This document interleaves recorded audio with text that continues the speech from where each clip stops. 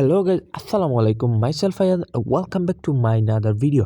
চলে আসলাম গাইজ অনেক দিন পর একটা নতুন ভিডিও নিয়ে। আপনারা হয়তো দেখে অবাক হচ্ছেন যে এই চ্যানেলের মধ্যে গেমিং ভিডিও। বিশ্বাস করেন আমি কোনো গেমার না এবং এই চ্যানেলটাও কোনো গেমিংয়ের না।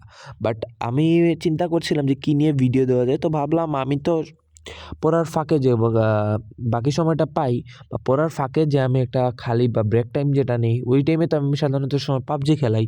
তো ওইটা নিয়ে কেননা আপনাদেরকে দেখানো যাক বা ওইটা নিয়ে কেননা একটা ভিডিও আপলোড দেওয়া যাক। তো ঠিক আছে গাইজ, আজকে আমার সাথে আমার টিমমেট আছে অহন, এবং সে হচ্ছে আমার ছোটো ভাই, ফুফুর ঘরের ছোটো ভাই আর কি। সো ওকে নিয়ে আজকে ভাবলাম র্যাঙ্ক পুশ দেওয়া যাক। এবং এই যে এখন আমরা কিছুক্ষণ আগে একটা কিল করলাম, কিল করে M416 ছিল, সাথে UMPও ছিল। তো এখন গাড়ি নিয়ে ওরা, আমি বলছি যে ও কি আমার সাথে যাবে কিনা, ও বলছে যে না, ও জোন তো এখন লাস্ট জোন হয়ে গেছে। সো বললো যে না, ও এখন যাবে না আমার সাথে। তো আমি তারপরে ওরে বারবার রিকোয়েস্ট করছি যে চলো ভাই একসাথে যাই, গিয়ে এনিমি কিল করি। তো ও এখানে কাকে স্পট করতে পারলো, বাট আমি অনেকক্ষণ ধরে দেখছি, বাট ওইখানে কাউকে স্পট করতে পারছি না। তো আপনারা এখনই দেখতে পাবেন যে আমি কাকে, ও অলরেডি পরবর্তীতে আমার চোখে স্পট হয়ে গেছে আর কি।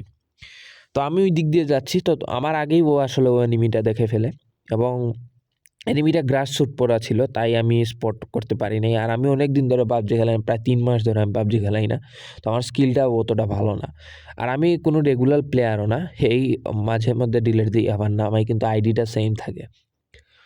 তো যাই হোক, এই যে এইখানে আমি ক্যাম্প করলাম, দেখতেছি যে কেউ আছে কি না, না খুঁজতেছি অনেকক্ষণ ধরে, বাট কাউকেই পাচ্ছি না। সাথে 3x স্কোপ ছিল। আমি আসলে 3x স্কোপ দিয়ে খেলতে বেশি ভালো লাগে, কারণ রেড ডট দিয়ে অতটা জুম হয় না, মানে স্কোপটা দূর থেকে মানে দেখা যায় না। মানে এটা হচ্ছে যে আপনি যখন কাউকে এই যে সরাসরি আপনি যখন পুশ দিবেন, তখন আমি মনে করি, আমার কাছে মনে হয় যে 3x স্কোপটাই বেটার। আর এইটা আমি যেহেতু গেমিং ভিডিও নিয়ে এতটা আমার ধারণা নাই, মানে আমি জাস্ট গেম খেলতেই পারি, বাট গেমিং ভিডিওর উপর ভয়েস ওভার আমি এতটা ভালো করে করতে পারি না।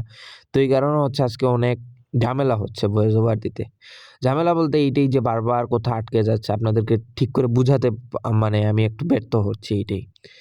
তো এইখানে আমি একটু কাভার নিলাম, কাভার নিয়ে সামনে এগোচ্ছি, যেহেতু লাস্ট জোন, এখন প্লেয়াররাও অনেক ভালো, মাত্র আর 2 জন রয়ে গেছে, তারা হয়তো টিমমেট ছিল।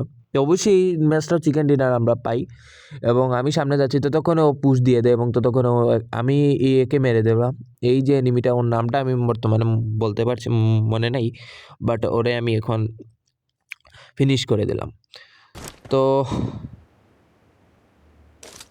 হুট করে আবার হারায় গেল, হয়তো আবার কাভারে চলে গেছে। আমিও সামনে এগোচ্ছি যেন করতে, আমি একটু ডাউন হয়ে এগোচ্ছি যেন, যদি ও আমাকে আবার ও ডাউন হয়ে এগোচ্ছে, ও আবার দাঁড়িয়ে গেল। এই যে ওখানে ওকে ফিনিশ করে দিয়ে যাবো আর একটা ফিনিশ করতে, তো তখন আমার টিমমেট ওখানেও সামনে এগিয়ে গেছে।